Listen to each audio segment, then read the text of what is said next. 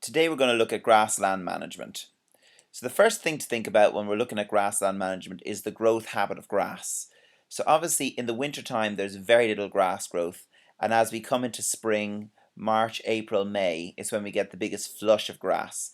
One of the biggest things you have to be aware of at that time is for the likes of laminitic ponies that we want to make sure that we restrict the amount of grass time they have.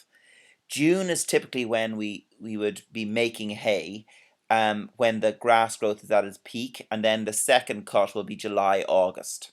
So the big thing to think of with grass is it's a really good resource to use for horses to feed on, but we have to be very careful to make sure they don't get too fat or get too much of a flush of sugars.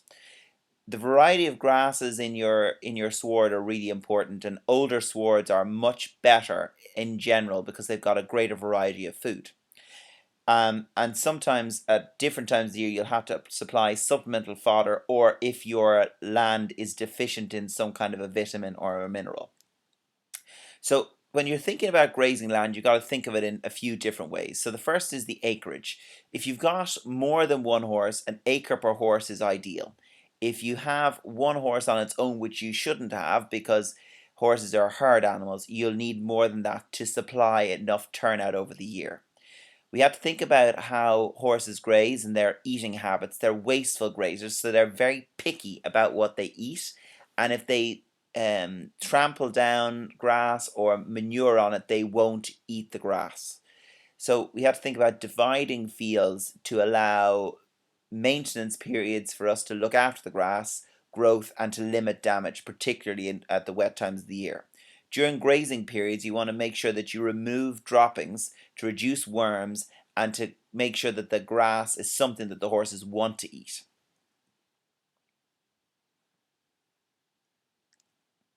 So when you're thinking of treatment periods, so looking after the grass, there's a few different things we have to do to supply good quality grass over a long period of time. So one of the things we do is we soil test the ground, which will tell you what nutrients are missing and whether the land needs to be limed. The other thing is weed control between spraying and pulling, depending on the weeds. Topping when your horse has left unpalatable grass they won't eat, and then rolling and harrowing to spread manure, refresh the sward, and deal with poached areas. One of the next things that we have to think about is water supply.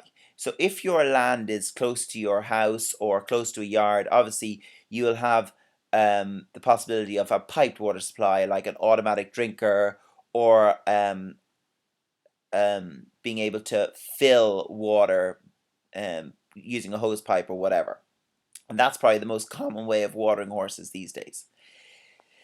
If you don't have access to that kind of water supply, natural water supplies are possible, but you have to be very careful of what is the base of that natural water supply. So, for example, if you have a stream or a river, you've got to make sure it's a stone base rather than a sand base. Because if there's a sand base, then you can cause horses to have a sand colic, which is obviously not what you're looking for. And the other thing you have to think of it with streams is to make sure that the horses can't escape the field through the stream, because horses will go right deep into water, unlike other animals.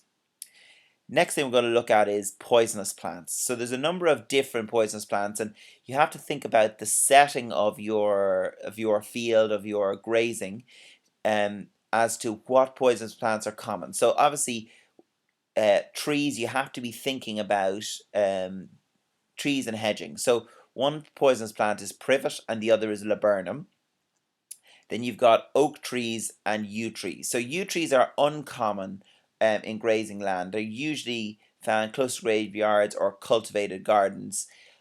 Oak trees, it's actually only the acorns that are poisonous, and the other ones you have to think of is sycamore trees, and the sycamore seeds are highly toxic and poisonous. Then you move into a more grassland based where you're not close to forestry or hedging, and you have the likes of ragwort. Now, ragwort has two types of ragwort plant. The one on the left is the ragwort rosette, and that's your year one ragwort plant, and that's the ideal time to pull your ragwort, because If you wait till it's in year 2, the yellow plant, obviously it has the opportunity of spreading. Now, what's really interesting about ragwort is that sheep really like to eat the rosette phase. So if you can cross graze your land with sheep, oftentimes ragwort won't be as much of a problem because the sheep will, farmers use the term, will eat the heart out of the ragwort, and it doesn't actually cause them any lasting damage. Then moving towards a more woodland type of plant, you've got the likes of nightshade. So there's woody light nightshade and deadly nightshade. And both are very poisonous to horses. And you've got to be very aware if you're allowing your horses into the likes of fairy rings or allowing them into woodland for shelter, that you monitor very closely for the likes of those. The other sorts of poisonous plants that again you find in hedgerows are hemlock. And the way you'll recognize hemlock as distinct from cow's parsley is it's got a leaf that's in a way similar to ferns. And you've got to just be very aware of your own skin with hemlock, because it's actually it exudes a toxic sap which can cause huge damage to your own skin, so you should always wear gloves. Then you've got the likes of horsetail, which isn't as common now as it was in years gone by. Now thinking of your regular field checks. So obviously you're going to keep a check on those poisonous plants, and you want to keep regular notice of that, especially in the growing seasons. So thinking of your horses themselves. So your horses should be checked at least twice a day. The water source should be checked daily. So whether you've got automatic drinkers, whether you've got a stream, you've got to check that daily to make sure the water supply is constant, and to make sure that, especially in the likes of autumn time, that you pull out leaves so they don't rot in the water or turn the water bad. The other thing you have to think of is in summertime, especially with automatic drinkers, you got to watch out for algae, and you've got to make sure you regularly check in the wintertime for the likes of ice, because some horses are good about breaking ice, but others just don't get the concept. The other thing you need to check is the likes of the signs of health for your horse to make sure that they look healthy, and that's something we'll be looking at in another video later on.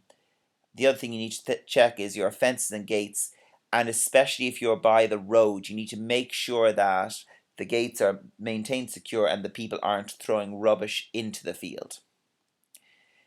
So thinking of your fencing, we've got a few types of fencing that are very suitable. So post and rail is posted up as the best option for horses, whereas my personal opinion is the poly horse rail is actually better. The problem with post and rail is it easily breaks and it requires a lot of maintenance, whereas the likes of your poly rails require very little maintenance, and also they stretch if the horses collide with them. Other options are the likes of Equimesh, which again I'm a huge fan of. The Equimesh on the left is a highly tensile version, so it's strained up like sheep wire. The advantage of it over sheep wire is that the horse can't get their hoof in. The disadvantage of it is that it's a wildlife barrier, so it's not very good for maintaining a good ecosystem. On the right you've got V-mesh, which isn't strained up, and again it's another option, and usually there's a rail on the top of Equi V-mesh to prevent the horses leaning down on top of it. Other options that are sometimes more economical are the likes of Equi cable, which again is stretchy like that horse rail, the poly horse rail, and it's also electrified, and it's ideal because it allows wildlife to pass underneath it. And the other options for more temporary fencing are the likes of turbo rope, which can be quite long lasting, but the only problem with that is horses can easily walk through it because it's got a low braking strength. Examples of unsuitable fencing are the likes of plain wire. Now the problem with plain wire is the horses can't see it. So if you've got plain wire with equi cable or turbo ropes so the horses can see it, it can be quite a suitable fencing material. The other possibilities for poor horse fencing are sheep wire, and again the danger of that is the horse would get their foot caught in the sheep wire, and it shouldn't be used. And barbed wire is obviously not ideal for horses either. So the last thing we're going to talk about is shelter. So there's a few different options for shelter. I'm personally find that horses don't tend to use artificial shelters unless you put feed in them. they're much more inclined to get into a natural ditch or under trees. So I'm quite a huge fan of, even if you offer natural shelter or artificial shelter, that natural shelter should be available as well. So if you've got any more questions or looking for more information, please visit our website berginequine.com or email berginequine.com.